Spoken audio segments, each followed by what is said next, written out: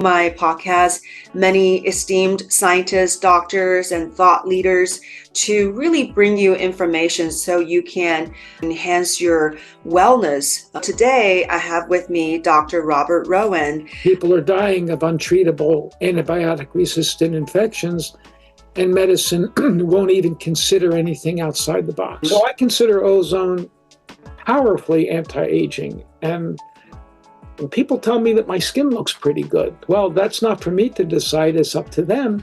And I created ozone and a really high quality diet with that.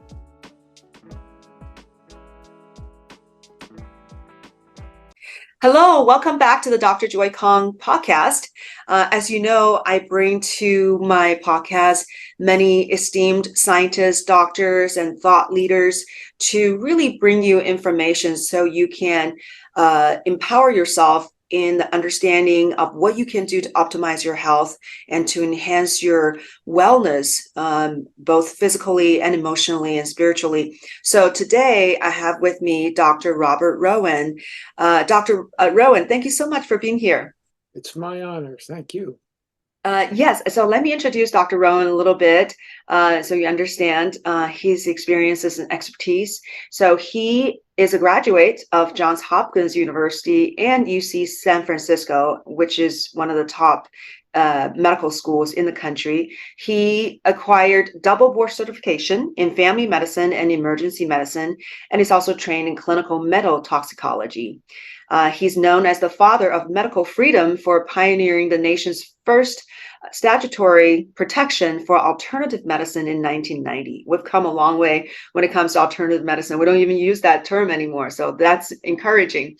And then 2 years later, Alaska's Governor Hickel appointed him to a term on the Alaska State Medical Board, and the appointment survived a legislative battle sponsored by organized medicine due to overwhelming public support. So congratulations, Dr. Rowen. Dr. Rowen's also internationally known for his clinical practice and teachings in oxidative medicine. He was the oxidation workshop chairman for ACAM and teaches oxidation to professionals in hands-on sessions quarterly in his office. And in October 2014, he traveled to Sierra Leone to bring ozone therapy to the Ebola epidemic. He reported on 100% recovery of Ebola in 4 patients, now found to be 5 patients.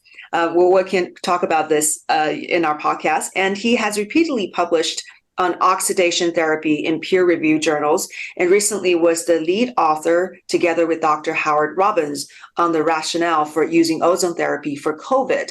So we've got a lot going on there. So Dr. Rowen, maybe you can tell us a little bit about what oxidative therapy is. Thank you. Oxidation therapy is a family of therapies. I would say ozone is the most broadly known and is at the top, and ozone was done long ago in Europe, beginning in Germany. The Americans used a different form of oxidation therapy for many years called ultraviolet blood irradiation therapy. And that was pioneered by American Emmett Knott. And lots of articles were published on curing intractable, untreatable infections in the 1940s and even into the 1950s. Mm. The work on that started in the 1930s. In that therapy, Knott would take out maybe 200 cc's of blood, expose it to a very high intensity ultraviolet C generating light source, and then return that treated blood. And the results were so stunning, American authors took pains to describe the literally miraculous recoveries of people from totally hopeless and untreatable diseases, which is going on today. When I say going on today, people are dying of untreatable antibiotic-resistant infections, and medicine won't even consider anything outside the box. So they were using UV light to shine on the blood of patients and healing them that way. So that's a form of oxidation? That's a form of oxidation. Oxidation literally means pulling an electron. That's what oxidation is, pulling off an electron. That's what oxygen does. It sucks electrons. Mm. Reduction is putting in electrons. So, let's look at the difference between a cancer cell and a normal cell. Mm-hmm. Cancer cells don't use oxygen very well. That's well known. Mm-hmm. So they are loaded with electrons. They're in a state of what we call redosis. They're loaded with electrons. And your normal cell, your muscle cell that's working, is burning oxygen, and that oxygen is hauling away electrons. So it's going to be more electron poor. And we want that because with oxygen working properly, you make energy, you make ATP. And that's what your body, that's the energy source that your body needs to run with. And if your mitochondria are not working, for instance, after a COVID vaccine or maybe long haul COVID, your body is not utilizing that oxygen to make energy. And you get sluggish, you get brain fog, all kinds of bad things happen. So that's the difference between oxidation and reduction. Mm. Cancer is a state of reduction. Normal health is a state of oxygen utilization, and it's a state of being oxidized. And ozone oxidizes. Ultraviolet blood irradiation kicks electrons off, so that's considered oxidation. Hydrogen peroxide therapy is oxidation. You can give hydrogen peroxide intravenously. There's advantages and disadvantages to all these, which we can discuss. Mm-hmm.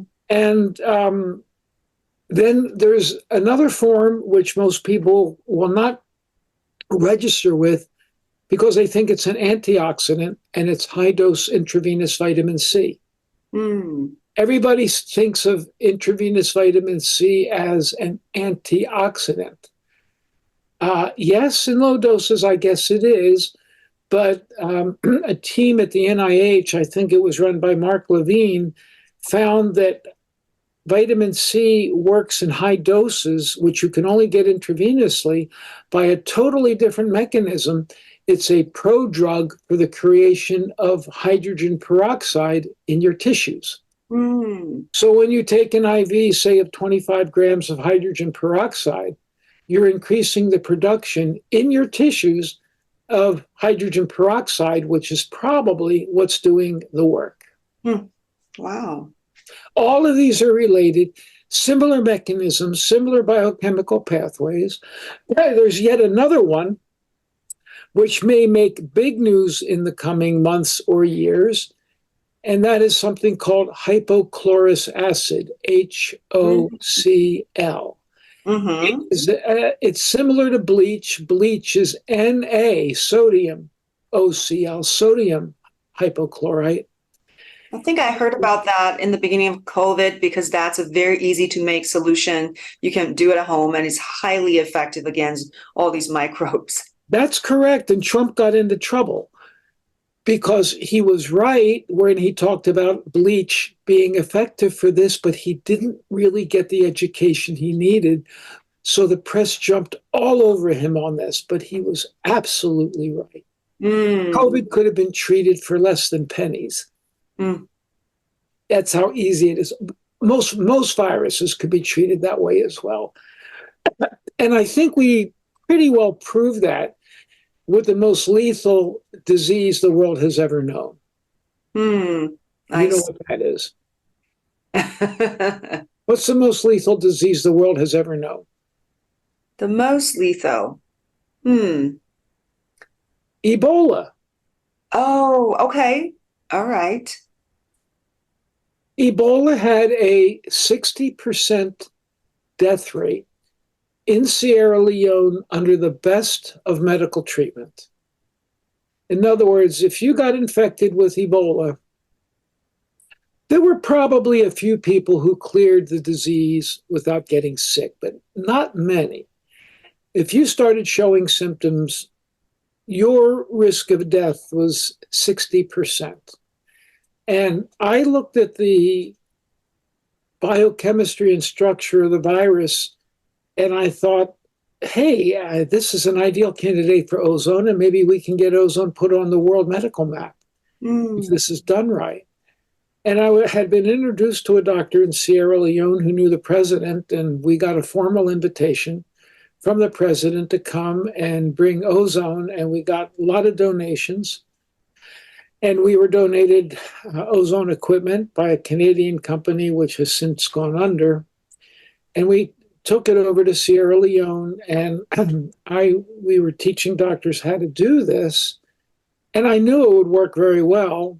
I recruited Howard Robbins with me, and he is famed for his technique in DIV, direct intravenous gas, which is probably the most cost-effective form of ozone.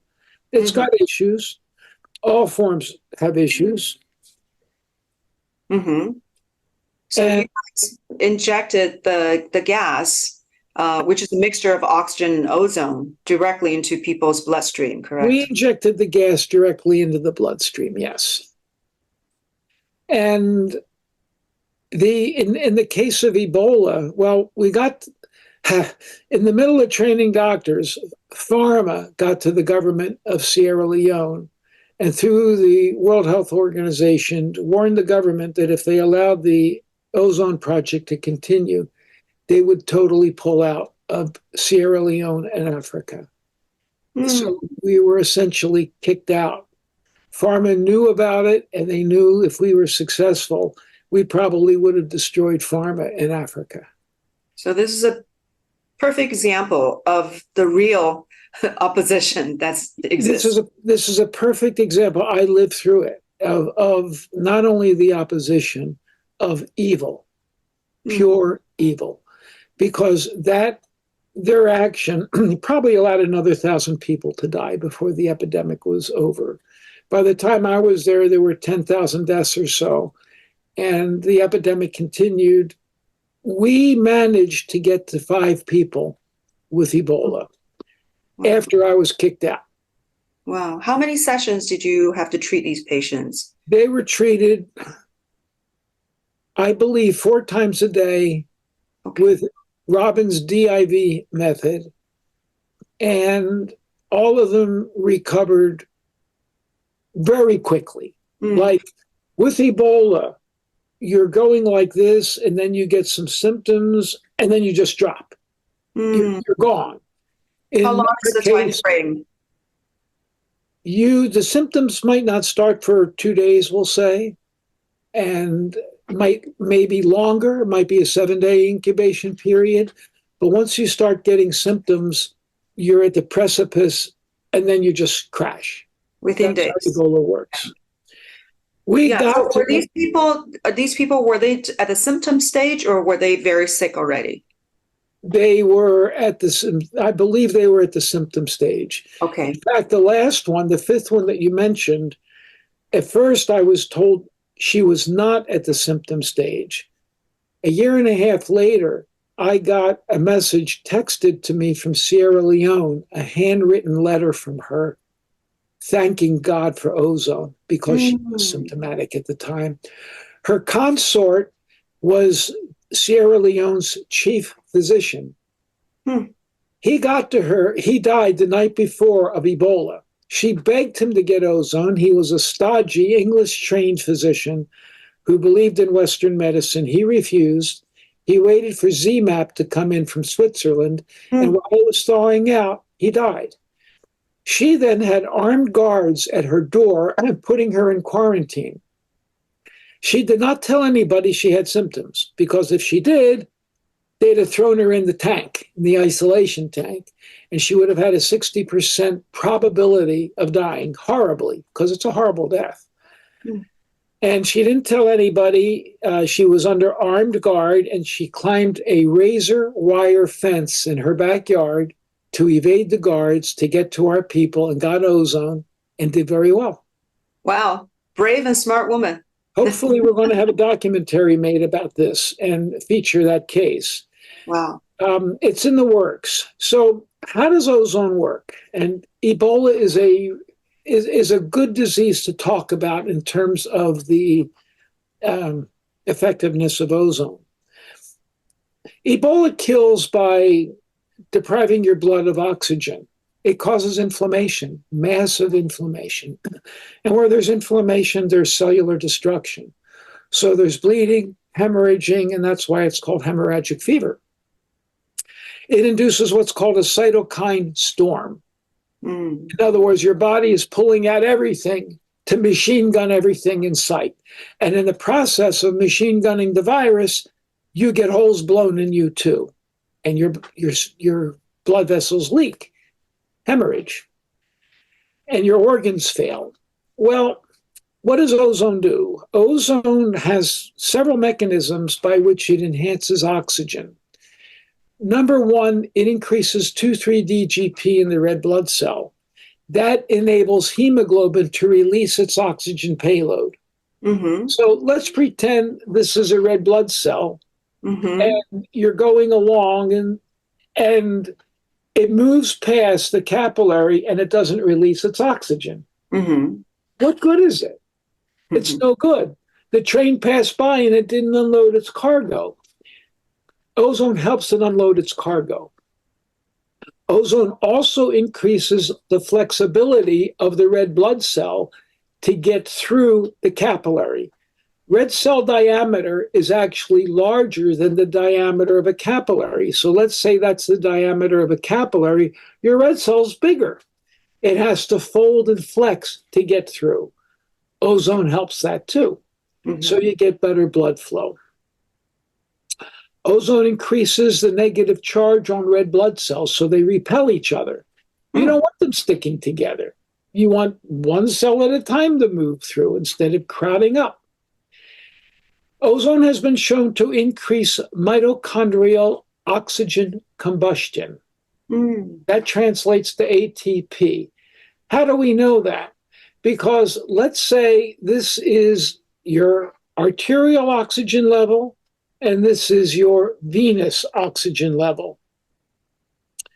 With ozone therapy, that goes up, your arterial oxygen goes up, and your venous goes down. Notice the difference. It increased. The difference is the amount of oxygen that left and got burned. Wow. Meaning more energy. So 3 wonderful ways you're getting more oxygen, which is going to help anything. We get oxygen combustion in our body, we have energy being made. All of our cell defenses for bacterial arise from oxygen metabolism. And what else does it do? Well, it improves cytokines.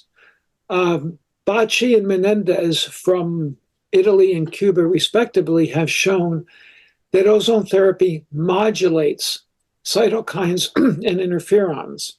And cytokines are pro-inflammatory or anti-inflammatory. And Sylvia Menendez showed that ozone therapy in animals reduces something called tumor necrosis factor alpha, a really hot pro-inflammatory cytokine. And that's going to be highly involved with diseases like Ebola and COVID, because COVID also induces a cytokine storm. So that's part of the cytokine storm process. Ozone brings down these inflammatory cytokines. It balances. In other words, if your immune system is like this, it goes like this. If it's like this, it brings it back into balance. Bacci called ozone the ideal cytokine inducer. So that's yet another way ozone works.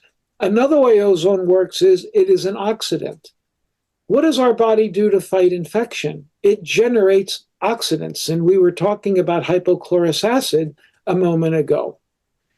Our neutrophils, white blood cells, generate HOCl, hypochlorous acid, and they throw it at pathogens.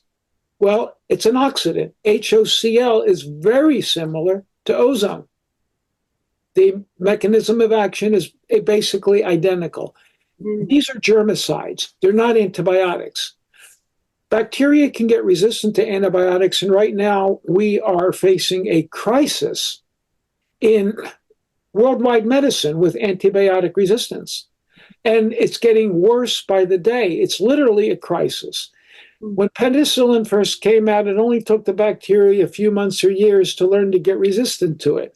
And we come out with new antibiotics, and these bacteria are getting very intelligent, highly evolved, and they're getting resistant. They don't get resistant to germicides, which just kill. Antibiotics don't work that way. If bugs could get resistant to germicides, we would not be here. They've had 4 billion years of life on the planet to get resistant to germicides. It hasn't happened. Mm-hmm. They've had 4 billion years to get resistant to ultraviolet from the sun. Mm-hmm. It hasn't happened, or we wouldn't be here. Mm-hmm. So we're dealing with an ideal treatment. Ozone also induces, and I know people are terrified. When I first saw ozone at a meeting, it was an ACAM meeting. I saw it in an exhibit hall, and I said, ozone? Are we supposed to be afraid of pro-oxidants? Well, I mean, this was the time everybody was into antioxidants. They didn't know better. This is an evolving science. And they didn't know what they had. They gave me some literature. I took it back to my hotel room. And I'm not a morning person. I think you know that. And I got up at 7:30 in the morning to get to the exhibit hall 30 minutes before it opened to get that machine. I was so blown away by the biochemistry of what it was doing. And that was 1986. I took the machine back to Alaska where I was living. And after the first ozone treatment, I became an oxygen doctor. Oh, wow. Oxidation or oxygen doctor. We were just blown away by what it did for just about everything. And it's been most of my life ever since. Ozone also induces antioxidant enzymes, superoxide dismutase, catalase, glutathione peroxidase. So these enzymes come up when you take a pro-oxidant. You're going to say, well, why? It's a pro-oxidant. Well, how do you build muscle? You build muscle by pumping iron, by exercising the muscles. So ozone is a controlled exercise for the body. By inducing a backfire, a pro-oxidant controlled, your antioxidant defense systems light up and come on. Mm-hmm. And one of my favorite things about ozone, and one reason why I do it, I think it's an ideal anti-aging therapy.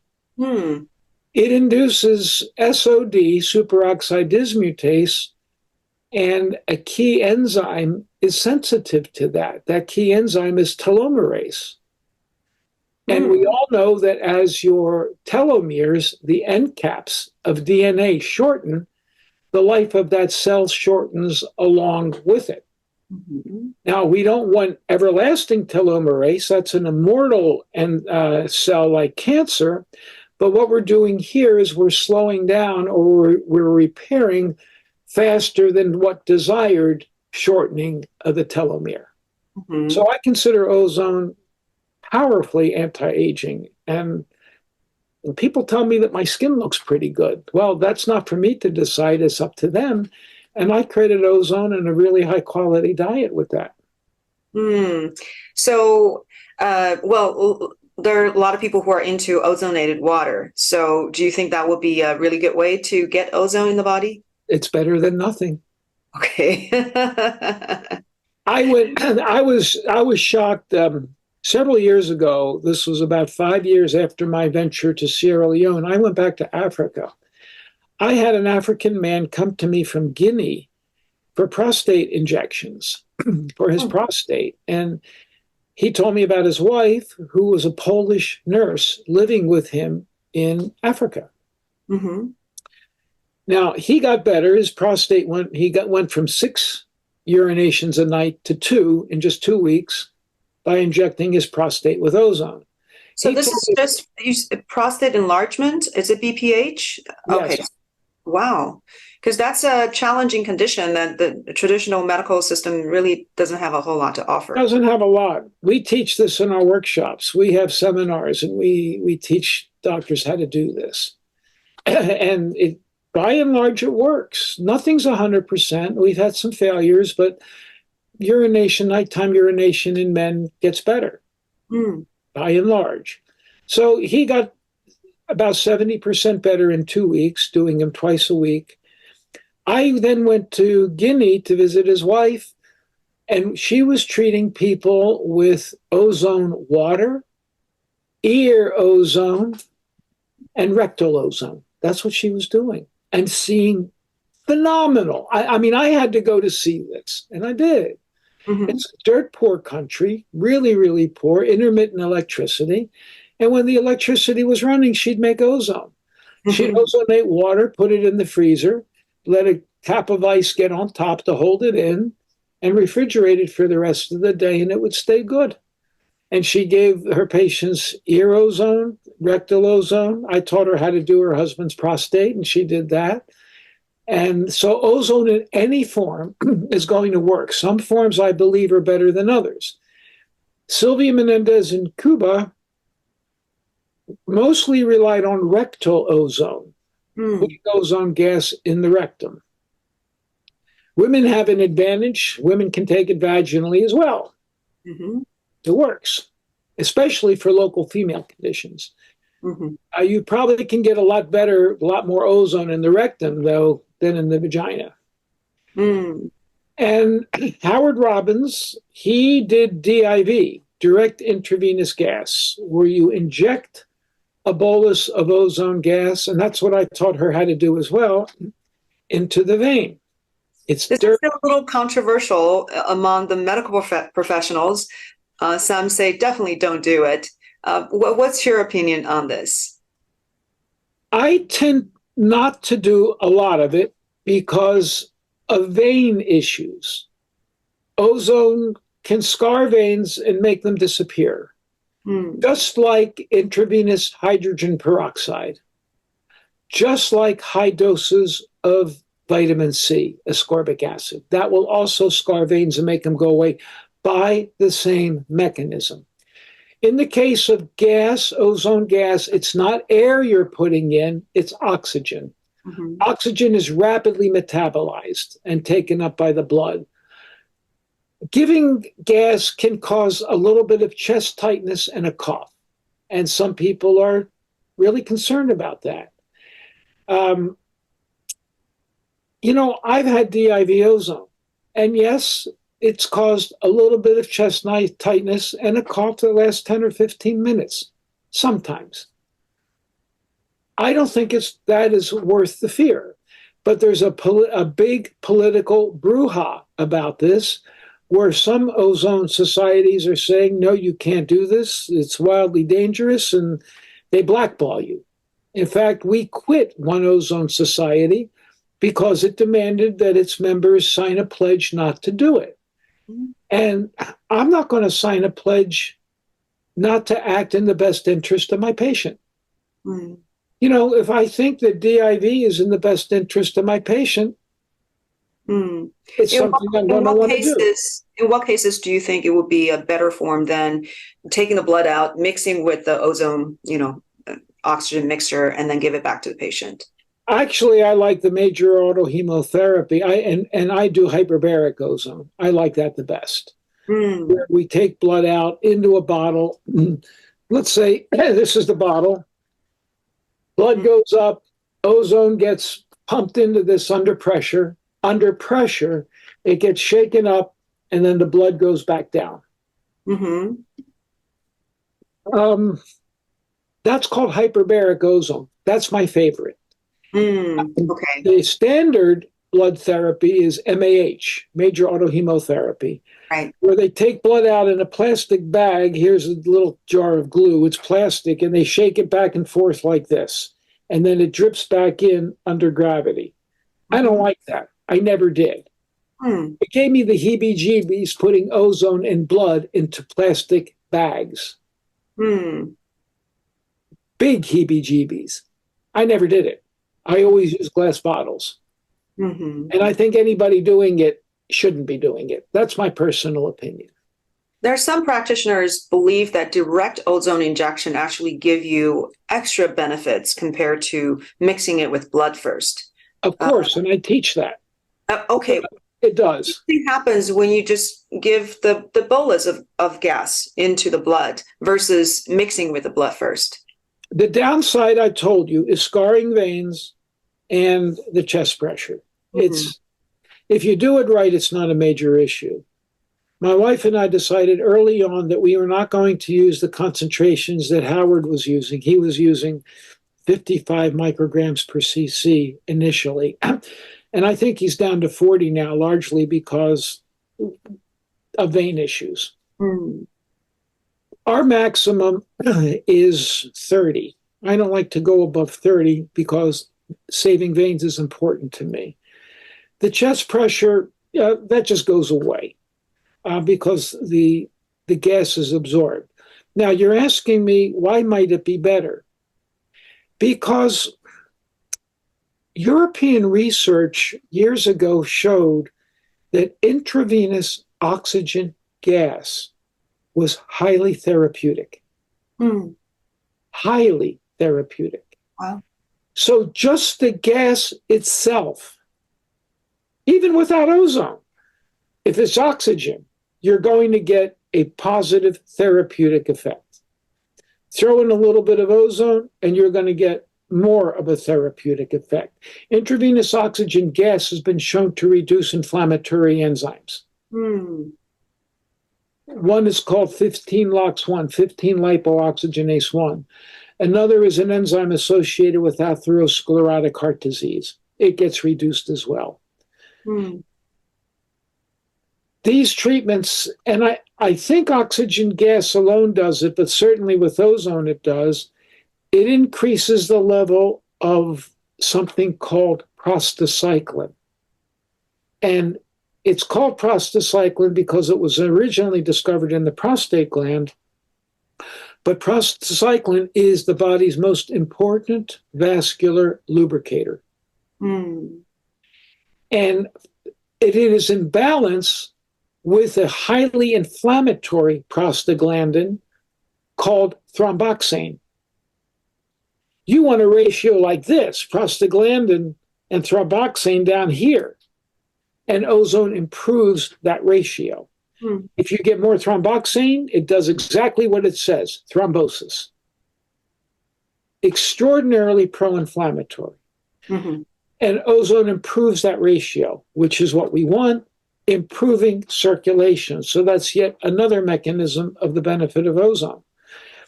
Ozone has so that's DIV. DIV has the advantage of intravenous oxygen gas. Well, Howard was shocked because at an ozone meeting, I actually came out and supported what he did through a presentation on what I do. Now, he claimed that his DIV was better than anything he ever saw in ozone. He said, my method just gets results and major autohemotherapy doesn't, or it just takes forever to get it. And I said, you're right. I never liked simple gravity ozone. I liked my method, which was hyperbaric ozone.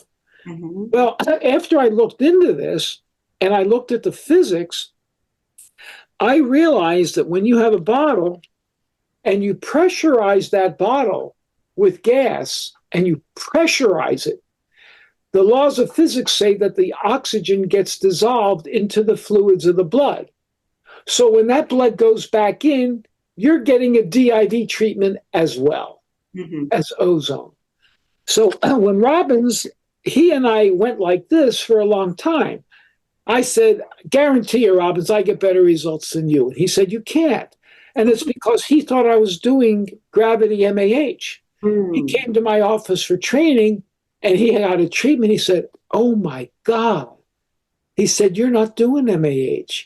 You're doing hyperbaric ozone. And yes, he bowed. We're friends. We're friends. If you ever come to a workshop that we do together, you'll be laughing the whole time. Oh. And he bowed and he said, yes, you're right. You're getting better results. This is a better treatment. But it's more expensive to do and it leaves more medical waste. Yeah. So Robbins does what he does because the only real waste in that is a very small 27 gauge butterfly. That's it. And when we went to Sierra Leone, some of those who decried DIV, and it was a political matter, it wasn't a medical or a science matter, they lambasted us politically for doing DIV. Well, look, when it comes to Ebola, which is extraordinarily contagious if something's contaminated, I don't want to have all this blood contaminated medical waste. At least with Robin's method of DIV, your contamination is a single butterfly eel that looks sort of like this. And that's all it is.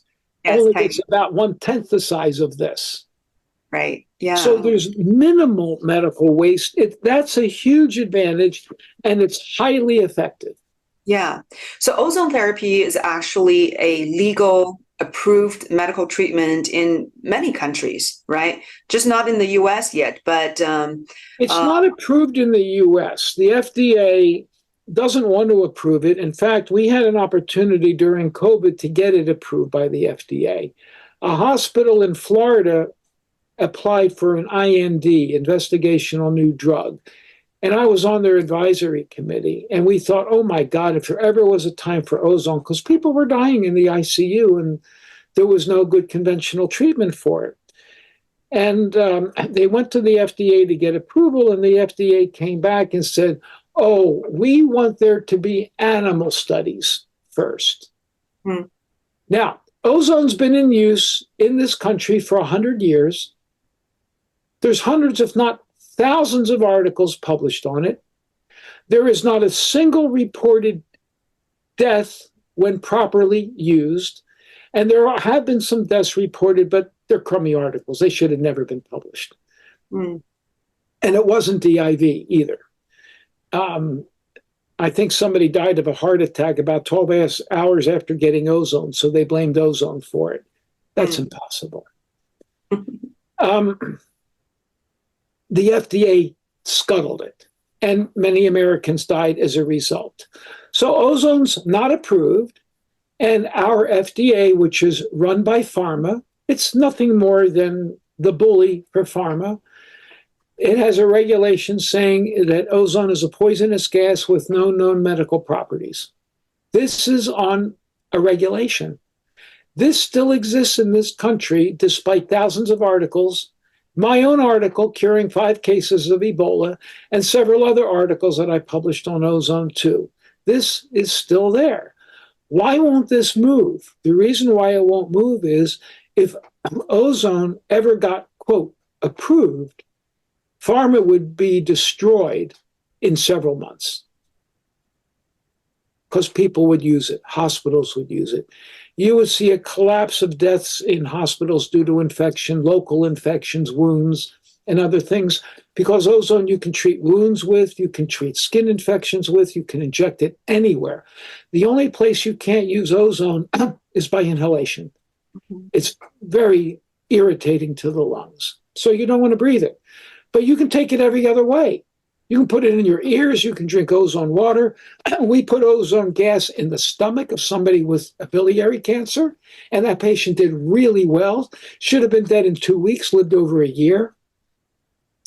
You can put it in the bladder. I mentioned vaginally, rectally, intramuscular. You can use it every way, but you can even put it in the sinuses, but you can't breathe it. So is it approved? I'm not going to say it's really approved anywhere. It's allowed. And in our country, it's more up to the state medical board because the FDA doesn't have jurisdiction in your office. It's got jurisdiction over the movement of things across state and international lines. But you can adapt anything in your office to the good of your patients and then use it. And the FDA doesn't have jurisdiction there.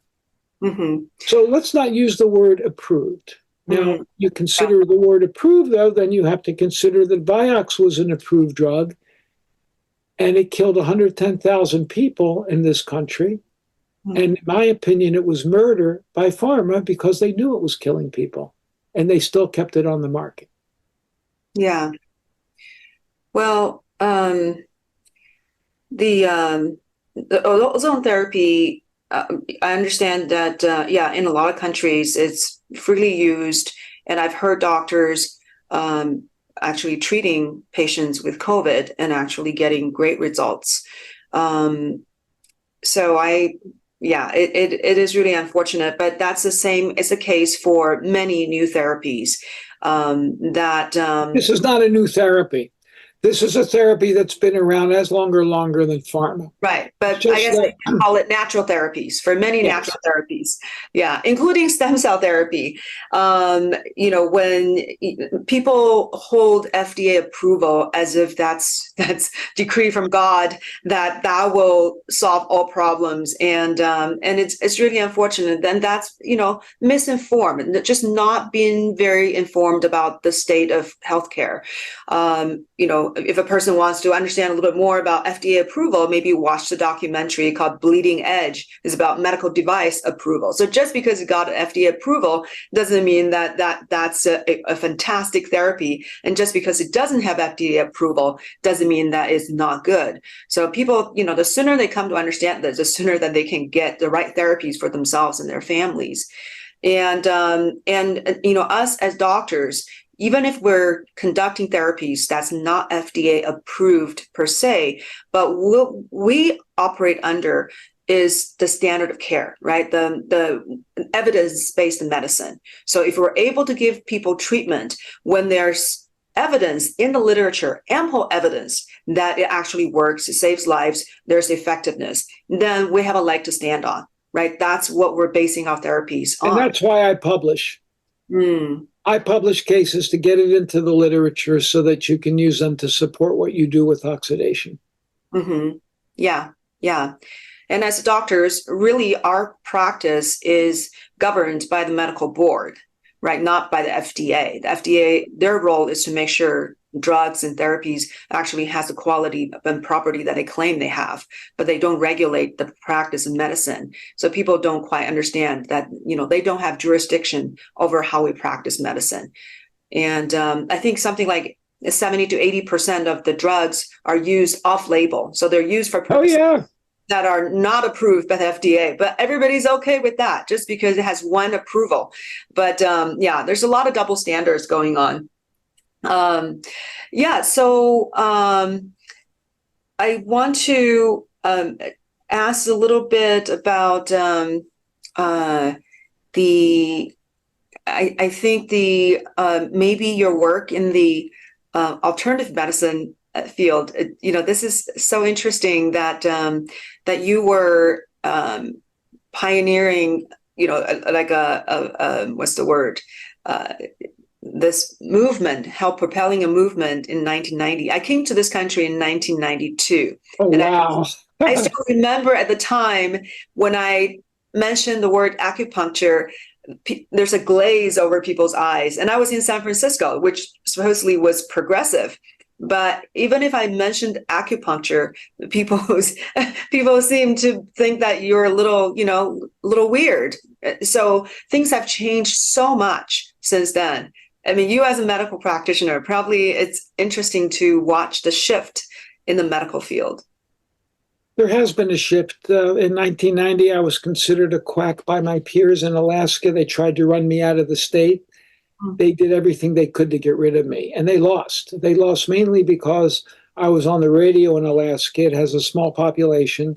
Half of the population's in Anchorage, where I was, and I could reach them over the radio, and they lobbied the legislature on two issues. One was a law protecting alternative medicine, and then 2 years later was my appointment to the state medical board. We overwhelmed the medical mob. I called them the medical mob. Well, that law has been repeated here in California and in many other states, enabling what we do to grow. It hasn't been perfect. Some doctors, they'll find other ways to get you if they want you, but at least they can't take you out simply because you're giving intravenous vitamin C or simply because you're giving B12 injections. And in the past, they used to do that. Well, there are other ways that they can try to stop you, such as in California. Now we're having great trouble getting all kinds of vitamins. Exactly. They're wiping out our ability to do what we do by denying us access to the stuff that really patients need. I mean, when I give lectures, one of the first questions I ask is, can you name me a single synthetic petrochemical pharmaceutical that cures a disease? And I whip out $100 bill And I say, I'll give this to you if you can name me one. No one can do it because there is no, leave out antibiotics. We're just going to, you got to remove antibiotics from this. Because yes, I'm not going to argue that they cure infection.